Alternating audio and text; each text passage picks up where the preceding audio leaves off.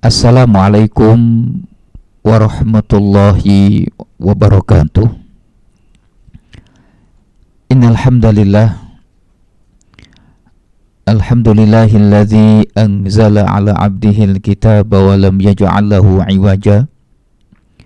Asyhadu an la ilaha illallah wahdahu la syarikalah wa anna Muhammadan abduhu wa rasuluhu la nabiyya ba'dah. Allahumma sholli ala sayyidina wa habibina wa syafi'ina wa qurrati a'yunina Muhammad sallallahu alaihi wasallam wa ala alihi wa ashabihi wa man tabi'ahu ila yaumiddin, amma ba'du. Para bapak, para ibu, saudara-saudari sekalian dimanapun berada, yang besar tak dihimbau gelar, yang kecil tak disebut nama, semoga kita semuanya di bulan yang penuh berkah ini, yaitu bulan Maulud, Allah selalu memberikan rahmat dan hidayahnya kepada kita, sehingga kita pantas kelak di akhirat nanti mendapatkan syafaat dari baginda Nabi Muhammad. Dan siapapun yang mendapatkan syafaat dari baginda Nabi Muhammad, itu tandanya dia adalah orang yang mendapatkan rahmat dari Allah Subhanahu wa ta'ala. Tiada kata yang pantas kita ucapkan dari hati lubuk kita yang paling dalam kecuali ucapan alhamdulillah sebagai salah satu bentuk syukur kita. Semoga dengan kesehatan dan keimanan ini menjadikan kita hamba yang pandai bersyukur. Tidak hanya bersyukur saja, karena syukur dan bersyukur adalah sebuah kewajiban setiap insan yang beriman. Maka menjadi hamba yang pandai dalam bersyukur adalah sebuah tangga-tangga untuk meniti menuju ridha Allah yang maha suci.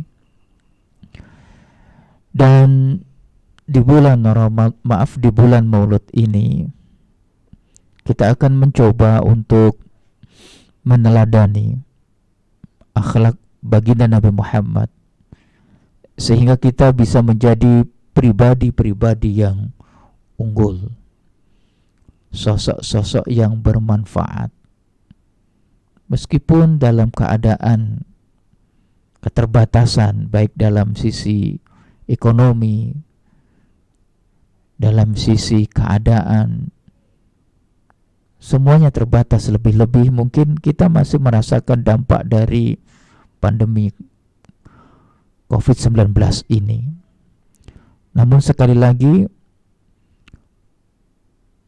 rintangan halangan yang ada tidak akan pernah menjadikan sebab bagi orang mukmin untuk terus menebar benih-benih kebaikan. Justru dengan keadaan seperti ini akan terlihat siapakah hambanya yang pandai bersyukur dan siapakah hambanya yang pandai bersabar. Syukur dan sabar merupakan sayap-sayap keberkahan dalam kehidupan ini. Bersyukur karena kita masih bisa menghirup udara, kita masih bisa menikmati manisnya kopi atau teh. Karena saudara-saudara kita di sana mau minum kopi harus kopi pahit, nggak mau dengan gula. Tehnya pun harus teh tawar karena takut gulanya naik. Padahal gulanya diam saja. Dan artinya sabar dan syukur ini semoga selalu menghiasi kehidupan kita, sehingga kita bisa meneladani pribadi Rasulullah Shallallahu Alaihi Wasallam. Dan tidak diragukan lagi, wahai saudara-saudariku, bahwa manusia yang teragung, manusia yang termulia, manusia yang terhormat dan memang pantas untuk dihormati, tiada lain sampai detik ini adalah baginda Nabi Muhammad bin Abdillah sallallahu alaihi wasallam. Sehingga di dalam kitab suci kita Al-Quranul Karim, Allah mengabadikannya semenjak 14 abad yang lalu, lebih tepatnya 1442 atau 43 yang lalu. Sampai detik ini, semua manusia yang beriman kepada Allah mengakui keteragungan dan ketermuliaan beliau. Maka patutlah kita meniru, kita napak tilas langkah-langkah kehidupan beliau, sehingga diri yang hina ini, diri yang banyak dosa ini, kelak pantas mendapatkan ridha dan rahmat Allah subhanahu wa ta'ala. Ayat yang sangat familiar bagi kita semuanya adalah, dan sering kita dengar lebih-lebih di bulan Maulud seperti ini, laqad kana lakum fi rasulillahi uswatun hasanah. Bahwa di dalam pribadi, dalam jiwa, dalam sikap, dalam tutur kata Nabi, bahkan dalam diamnya Nabi, ada suri tauladan yang pantas kita tiru. Untuk siapa uswatun hasanah itu? Contoh-contoh kehidupan itu tiada lain liman kana yarjullaha wal yaumal akhir, untuk orang-orang yang mengharapkan ridha Allah dunia dan akhirat, dan bagi untuk orang-orang yang beriman tentang adanya hari kiamat. Wa dzakarullaha katsiran. Hingga kalau kita telaah bersama-sama betapa Allah subhanahu wa ta'ala mengagungkan Nabi kita Muhammad sallallahu alaihi wasallam ini. Seluruh Nabi dipanggil Allah dengan namanya. Namun kita tidak akan menemukan di dalam kitab suci Al-Quran ini, maaf, mungkin kalau ada salah saya tolong diluruskan.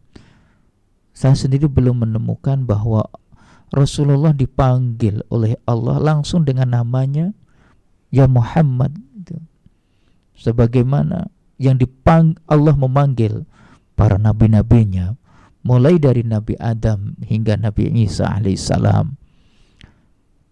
Contoh di dalam surat Al-Baqarah, bagaimana Allah memberikan wahyu atau berfirman kepada Nabi Adam alaihissalam, qala ya Adamu anbi'hum bi asma'ihim, falamma anba'ahum bi asma'ihim qala ya Adamu anbi'hum.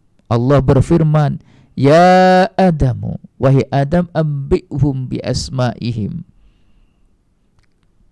ucapkanlah, sampaikanlah kepada jin-jin dan malaikat itu tentang nama-nama yang kamu ketahuinya. Yang menjadi stressing pembicaraan kita adalah sebuah panggilan Allah kepada utusannya, kepada nabinya. Yang pertama adalah Nabi Adam. Allah memanggilnya langsung, ya Adam. Begitupun juga kepada Nabiullah Ibrahim alaihissalam, dipanggil namanya, ya Ibrahimu a'rid an hadza innahu qad jaa'a amru rabbika wa innahum atihim azabun ghairu mardud. Ya Ibrahim a'rid an hadza, wahai Ibrahim, berpalinglah engkau dari ini. Yang menjadi pembicaraan, pusat pembicaraan kita adalah panggilan Allah kepada kekasihnya, Nabi Ibrahim Khalilullah. walaupun mendapatkan titel kekasih Khalil, tetap dipanggil bukan ya Khalil tetapi langsung namanya. Begitupun juga Nabiullah Nuh alaihi salam. Qala ya Nuh innahu laysa min ahlika. Innahu amalun ghairu salih. Ketika Nabi Nuh meminta kepada Allah agar menyelamatkan keluarganya dan khususnya anaknya yang bernama Kan'an, Allah berfirman kepada beliau, Qala ya Nuh innahu laysa min ahlika. Sesungguhnya anakmu Kan'an yang durhaka itu bukanlah termasuk keluargamu. Begitupun juga kepada Nabi Musa yang mendapatkan julukan adalah kalamullah, orang yang langsung berbicara dengan Allah. Pun toh demikian dipanggil langsung namanya. Qala ya Musa inni istafaituka 'alan nasi birisalati wa bikalami. Di dalam surat Al-A'raf ayat ke-144. Wahai Musa, inni istafaituka 'alan nasi, sesungguhnya aku memilihmu di antara manusia-manusia birisalati, untuk mendapatkan tugas tentang risalahku, menyampaikan syariatku, syariatnya Allah. Dan begitu bukan dengan Nabi sebelum Nabi Muhammad sallallahu alaihi wasallam, yaitu Nabi Isa alaihissalam. Allah juga langsung menyebut namanya. Idz qala Allahu ya Isa ibn Maryam Ya Isa bin Maryam azkur ni'mati 'alaika wa 'ala walidatika. Di dalam surat Al-Maidah. Ya. Idz qala Allahu ya Isa bin Maryam, wahai Isa anaknya Maryam, uzkur ni'mati 'alayya. Uzkur ni'mati 'alaika wa 'ala walidatika. Sebutlah nikmat-nikmatku yang ada pada dirimu dan yang telah aku berikan kepada ibumu. Semuanya nabi-nabi dari Nabi Adam alaihissalam sampai Nabi Isa alaihissalam dipanggil namanya langsung. Tapi beda dengan Kanjeng Nabi Muhammad sallallahu alaihi wasallam. Allah memanggilnya dengan panggilan sesuai dengan tugas. Ya ayyuhan nabiyyu. Ya, di dalam surat Al-Ahzab salah satu contohnya adalah ayat ke-28. Ya ayuhan nabiyyu qul li azwajika. Wahai nabiku. Wahai nabi. Kenapa Allah tidak memanggilnya dengan langsung? Ya Muhammad, bisa sebagaimana Allah memanggil ya Adam, ya Ibrahim, ya Nuh, ya Lut, ya Musa, ya Isa. Tapi Allah memanggilnya dengan sebutan lain. Ya ayyuhan nabiyyu. Sebagaimana bapak ibu memanggil kekasih hatinya, maka tidak dipanggil langsung namanya. Misalkan contoh, ibu memanggil sang suami, oh my darling, modar orailing, oh my heart, oh my honey, gitu. Padahal jengene iki Kartolo misalnya, masa dia Kartolo, yuk kita jalan-jalan. Tidak, tapi toh panggil ya my darling, my honey. Wah, gitu. Oh, enggak ada.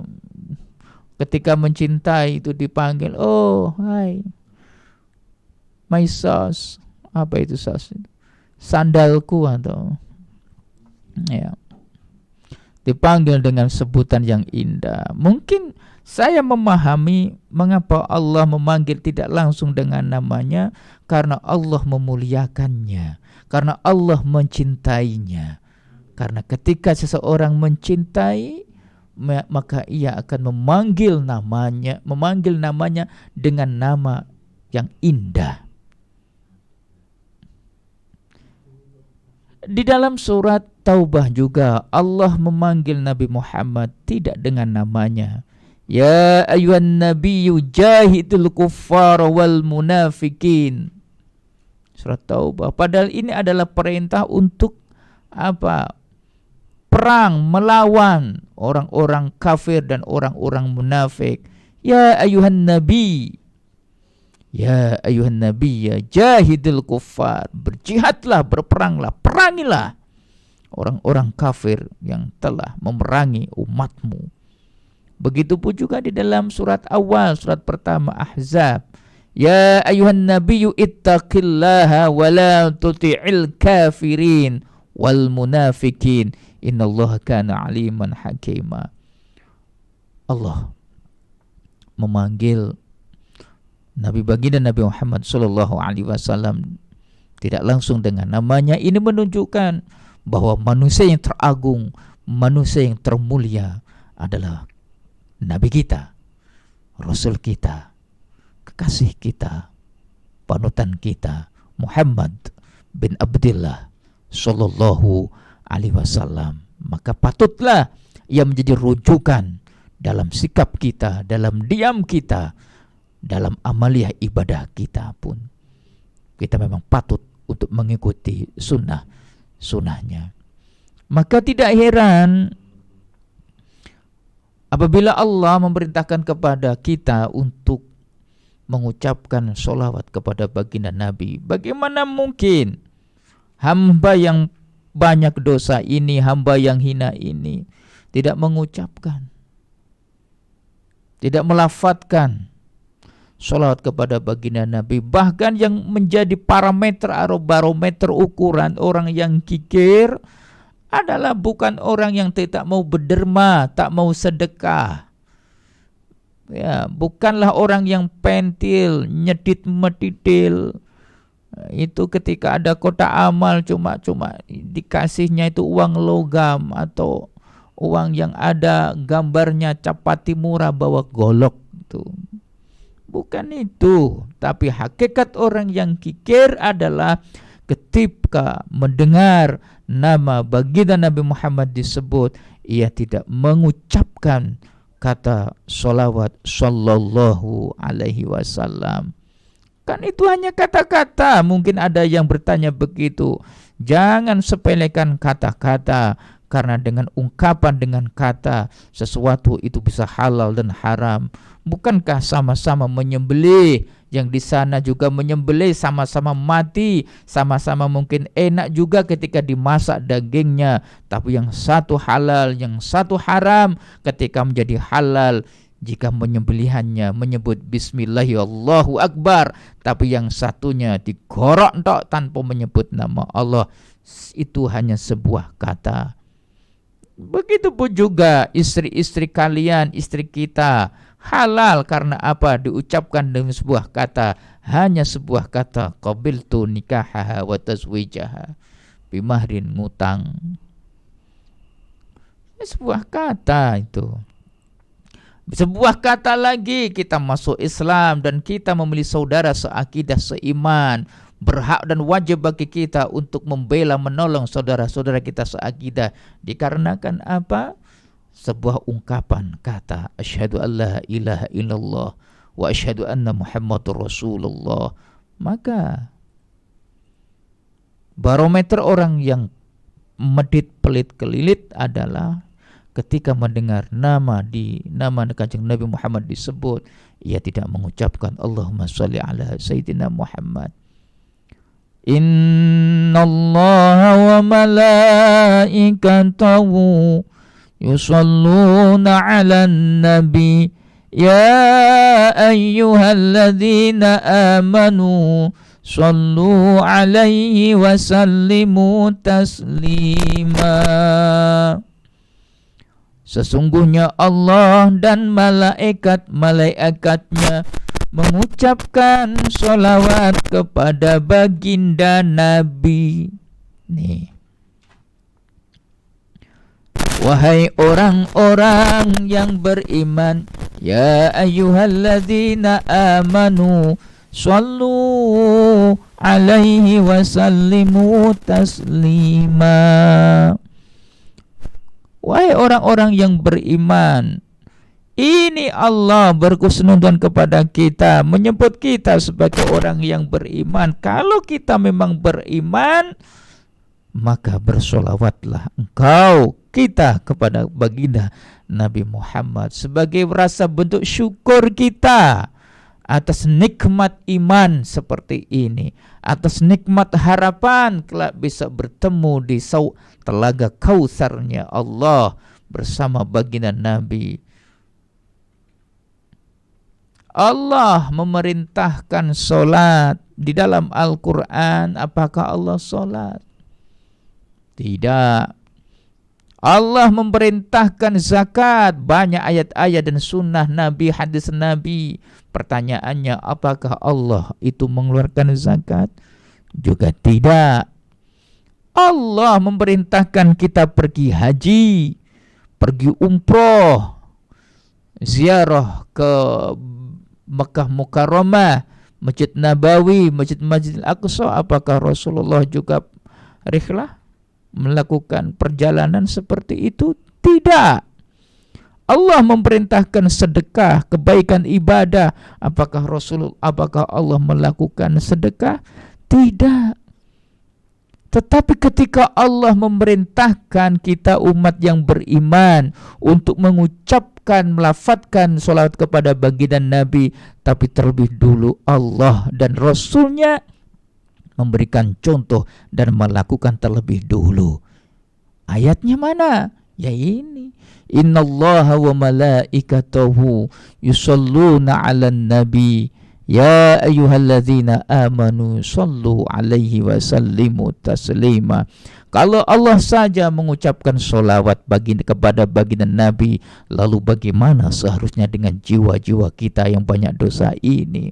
Kalau malaikat tak butuh surga, tak butuh apa-apa, selalu mengucapkan sholawat kepada baginda Nabi, lalu bagaimana seharusnya kita, makhluk yang dhaif, makhluk yang tak patut untuk mendapatkan surganya Allah Subhanahu wa ta'ala. Artinya, wahai saudara-saudariku, jikalau kita ingin mendapatkan kebahagiaan yang hakiki besok di hari kiamat, berjumpa mendapatkan rahmatnya Allah yang maha suci, ternyata cintailah orang-orang yang dicintai Allah. Saya ulangi lagi, kalau kita ingin mendapatkan rahmat dan hidayah surganya Allah di akhirat nanti, caranya adalah cintailah orang yang dicintai oleh Allah. Allahumma inna nas'alu hubbak wa hubba man yuhibbuk. Ya Allah, aku memohon cintamu. Ya Allah, Allahumma inna nas'alu hubbak wa hubba man. Dan aku mohon ya Allah, berikanlah kami kesempatan dan kekuatan untuk mencintai orang yang Engkau cintai. Lalu bagaimana caranya kita mencintai orang yang sudah tiada? Kita tak pernah jumpa dengan dia, lalu bagaimana kita bisa mencintai? Sebutlah namanya. Allah itu Maha Rahman, kasihnya tak pilih kasih, sayangnya selalu kunjung datang. Allah tahu kemampuan kita, tak mungkin kita berjumpa saat ini dengan Nabi, tapi dengan perantara solawat Allahumma sholli ala Sayyidina Muhammad, kita bisa berjumpa dengan Nabi. Dan ini adalah salah satu bentuk kecintaan kita terhadap makhluk yang paling mulia dunia dan akhirat nanti. Hingga dalam sebuah hadis Rasulullah Shallallahu Alaihi Wasallam memberikan motivasi kepada kita, mengingatkan kepada kita, man shalla alayya wahidatan sallallahu alaihi asyran. Barang siapa yang mengucapkan salawat kepadaku satu saja. Allahumma sholli ala Sayyidina Muhammad, betul. Allahumma sholli ala Muhammad, betul. Tak ada Sayyidinya, betul. Menggunakan Sayyidina, betul. Yang salah siapa? Yang tidak bersolawat. Wes gak solawat, nyalah-nyalah ke wong sing solawat. Sama betulnya. Ini hadis sahih. Barang siapa yang mengucapkan satu saja, Yang membalasnya bukanlah Rasulullah, tapi yang membalasnya adalah orang zat yang mencintai Rasulullah Muhammad bin Abdullah sallallahu alaihi wasallam. Maka dalam doa kita, ya Allah, aku mohon, aku minta bisa mencintaimu, dan ya Allah, Allah hubbak wa hubbaman, dan mencintai orang yang engkau cintai. Di dalam hadis lain, Rasulullah sallallahu alaihi wasallam, inna aulan nasi bi yaumal qiyamah. Sesungguhnya manusia yang paling dekat denganku besok di hari kiamat siapa? Ustaz Muhtadi? Belum tentu. Ustaz Abdul Somad? Mungkin. Ustaz Adi Hidayat? Mungkin. Siapa? Tetapi yang menjadi barometer orang yang paling dekat itu bisa saja Anda. Ustaz, saya bukan ustaz, saya bukan kiai. Kalau kita bukan ustaz, kalau Anda bukan kiai, kalau Anda bukan anak raja tetapi ingin berjumpa dengan sang raja dunia akhirat, cintailah kekasihnya. Lalu bagaimana caranya? Perbanyaklah membacakan salat Nabi setiap kesempatan. Ya. Inna aulan nasi bi yaumal qiyamah aktsaruhum alayya sholatan. Yang paling banyak mengucapkan sholawat kepadaku, itulah dia yang paling dekat denganku. Oh, kalau begitu Sabian? Enggak tahu, wallahu alam bisawab. Kalau Sabian bersolawat, ya Habibal Mustafa, ya khairal baraya, itu nggak tahu. Ketika kita melihat itu, kita ikut sholawatan atau melihat kecantikannya, nggak tahu itu. Ini anak-anak muda seperti ini, wallahu alam bishawab. Yang terpenting adalah banyak sholawat. Ya. Man ana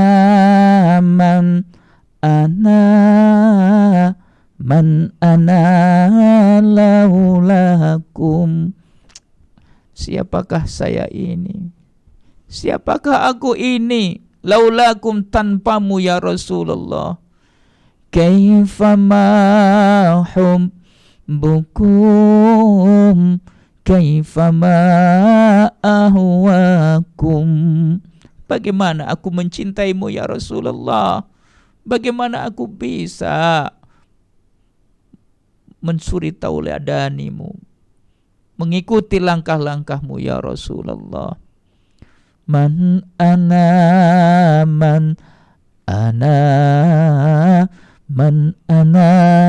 laulakum, kaifama hubbukum, kaifama ahwakum. Ya Allah, ya Habibal Mustafa. Itu sholawat banyak sekali versi. Tapi yang lebih penting, tatkala ibu-ibu sedang lagi masak di dapur, potong-potong itu brambang, sambal terong dan lain sebagainya, pas ngulek, ya sambil sholawatan lah. Sholawat, hayo sholawat, wong Gusti Allah wae sholawat. Kan enak. NKRI harga mati, sholawat sampai mati bersama Pak Muhtadi Kadi. Cocok gitu ya. Saudara-saudari sekalian yang dirahmati oleh Allah Subhanahu wa taala. Okay. Jika ada seseorang yang membuat kita merasa bahwa jika bersamanya surga itu dekat, maka perjuangkanlah. Saya ulangi lagi kata-kata ini. Silakan buat update status dewe anjenengan. Jika ada seseorang yang membuat kita merasa bahwa jika bersamanya, jika menyebut namanya saja surga itu dekat, maka perjuangkanlah. Mumpung masih ada waktu, mumpung masih ada kesempatan. Harta kita tak mungkin menyebabkan kita bisa masuk surga. Kepandaian kita mungkin tidak menjamin kita masuk surga. Tapi dengan mencintainya, dengan hanya menyebut namanya, kelak kita bersama di tepi telaga Kausar, meminum begitu nikmatnya, takkan pernah kehausan selama-lamanya. Allahu Akbar.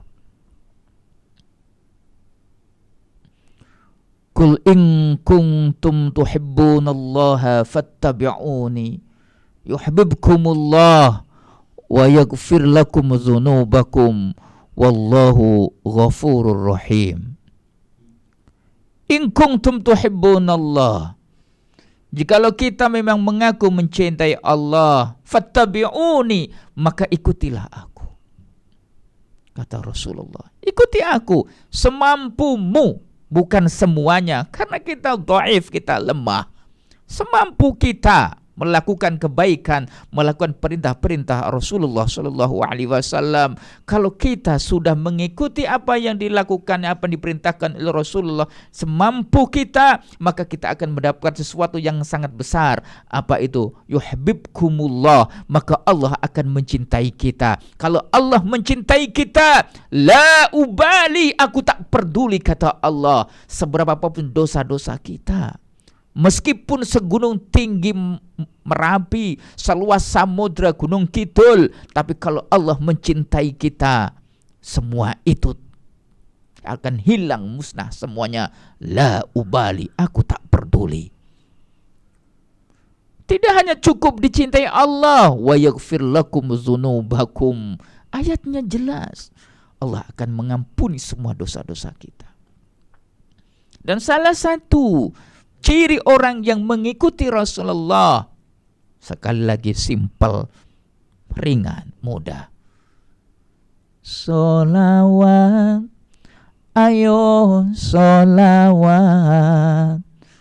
wong malaikat wae sholawat, NKRI harga mati, karena sampai mati bersama apa tadi kati.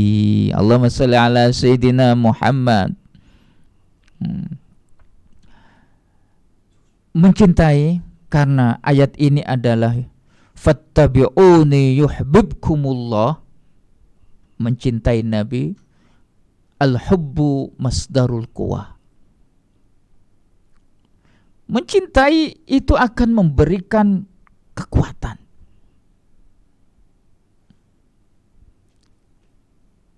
Dan dicintai itu akan menghadirkan keberanian. Saya ulangi lagi kata-kata ini. Mencintai, kita mencintai sesuatu, lebih-lebih kita mencintai Allah, kita mencintai Rasulullah, maka cinta itu akan memberikan kita kekuatan yang dasarnya di luar logika kita. Dan ketika dicintai, maka itu akan menghadirkan keberanian. Contoh konkret, siapakah dia yang mencintai baginda Nabi sehingga memiliki kekuatan di luar nalar manusia, disiksa sampai mati pun, disiksa dengan siksaan yang tak mungkin bisa dirasakan, ditanggung, diterima, dirasa oleh manusia biasa, tapi ia masih hidup. Namanya diukir dalam sejarah tinta emas peradaban Islam. Siapakah dia? Bilal bin Rabah. Ahad. Ketika tuannya, majikannya tahu kalau dia itu beriman kepada Muhammad bin Abdullah, dan pada saat itu siapapun yang beriman percaya kepada Nabi Muhammad, maka siksaan bahkan mati menjadi imbalannya. Toh demikian, Bilal ketika menerima siksaan itu memiliki kekuatan yang luar biasa untuk menjaga kecintaannya kepada baginda Nabi. Dan akhirnya apa? Ia menjadi hamba yang merdeka.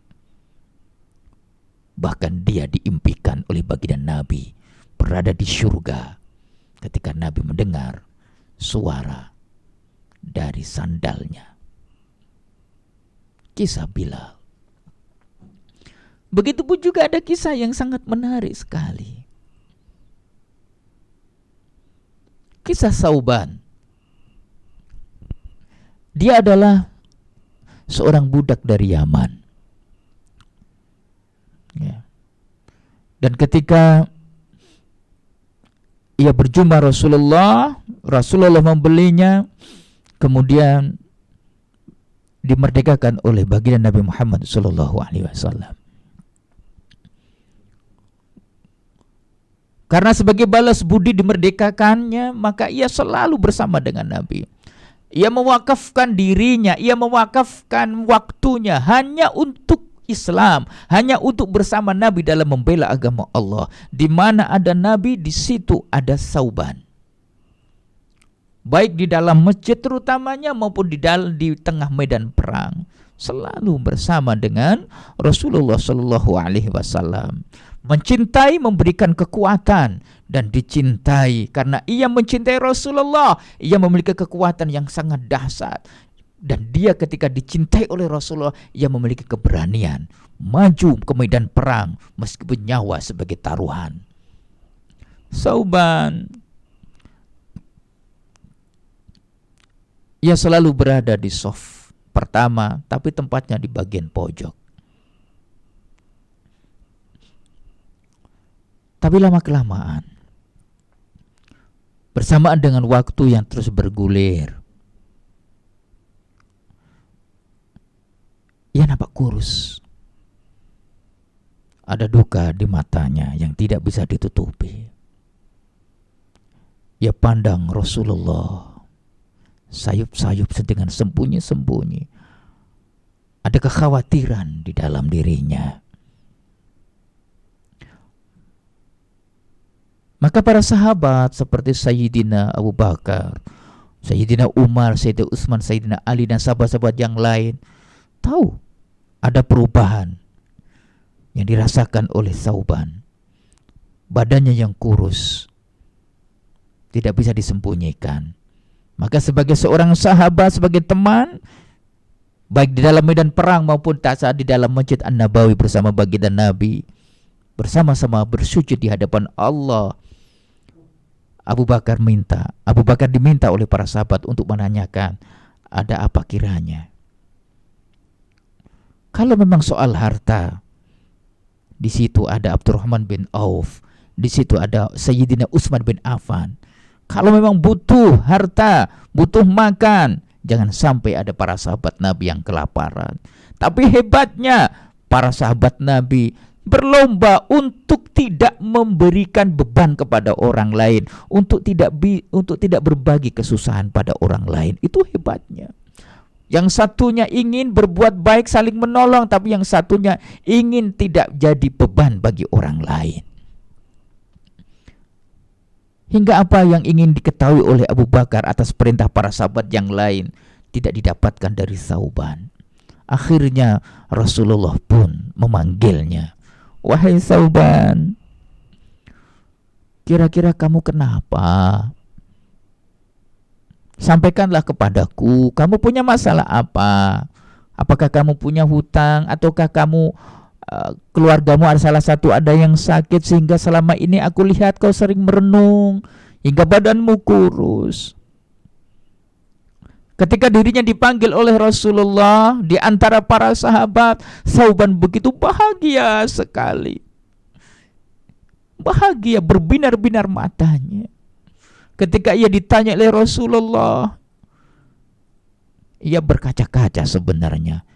Tapi karena ditanya oleh Rasulullah, maka ia pun wajib untuk menjawabnya. Ya Rasulullah,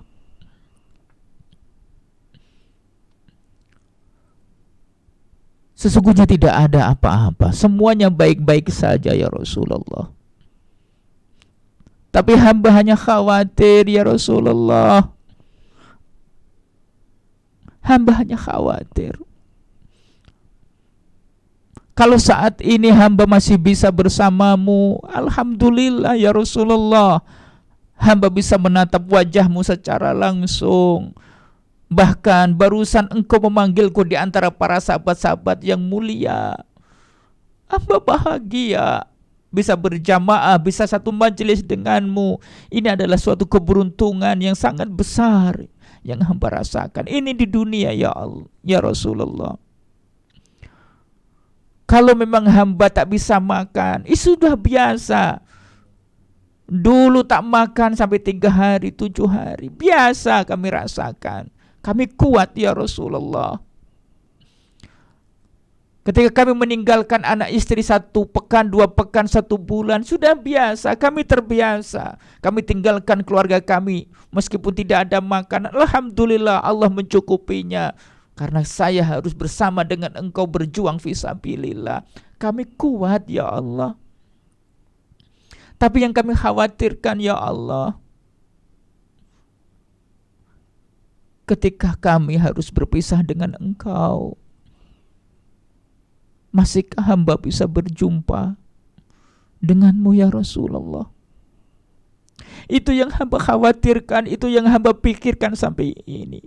Hingga mungkin badan saya kurus seperti ini karena saya memikirkan selalu bagaimana nanti ketika di akhir, apakah hamba masih bisa berjumpa denganmu ya Rasulullah. Karena hamba adalah dulu seorang budak, orang yang biasa, tidak seperti para sahabat-sahabat yang senior.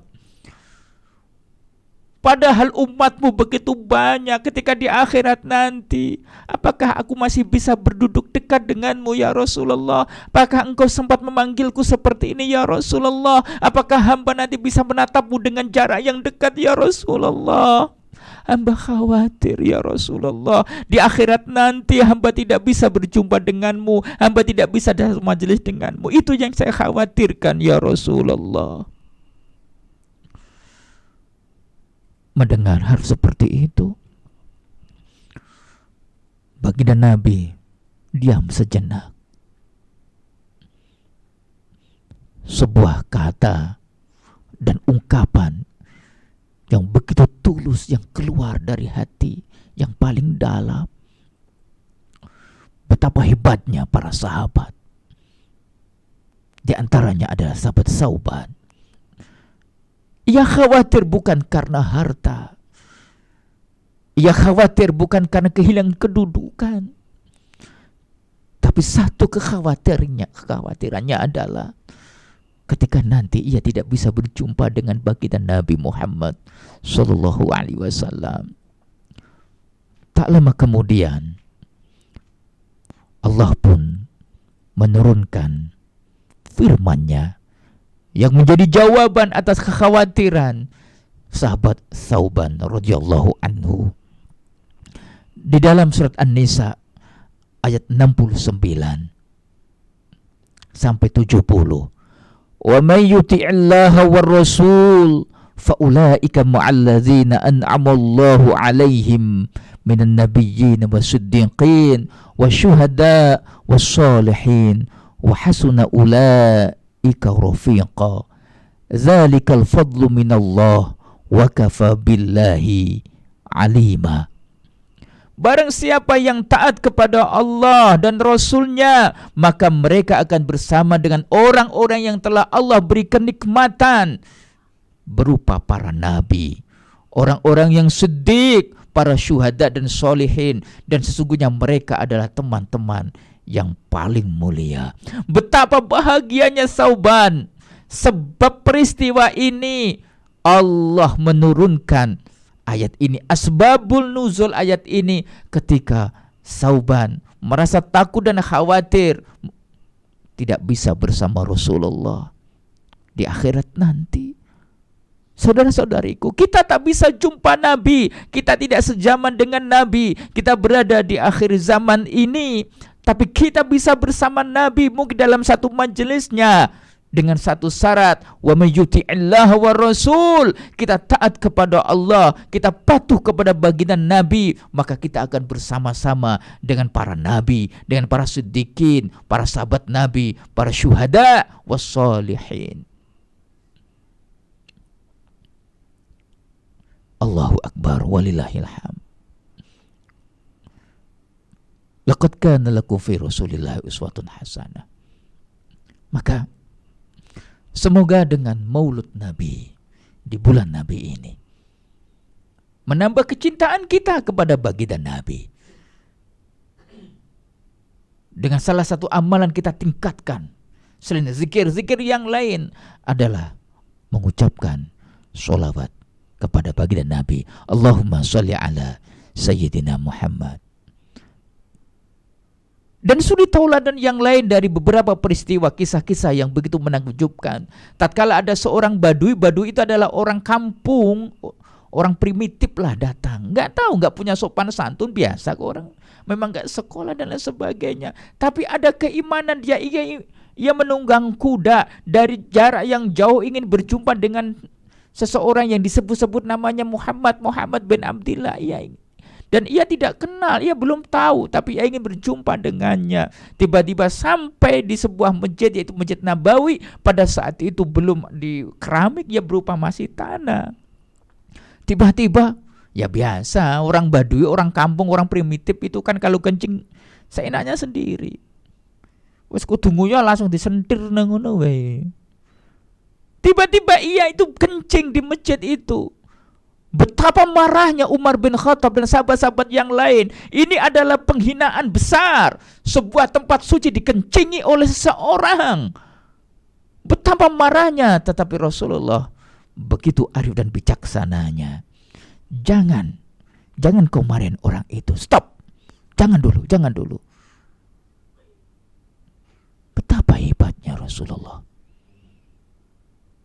Ada beberapa hikmah kesabaran Rasulullah, kearifan Rasulullah ini. Andaikan para sahabat diantaranya Umar radhiyallahu anhu dibiarkan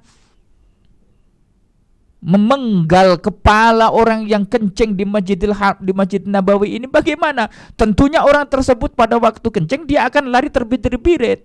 Otomatis kencingnya akan kan mana-mana tuh, tidak pada satu tempat. Maka Rasulullah melarangnya, jangan.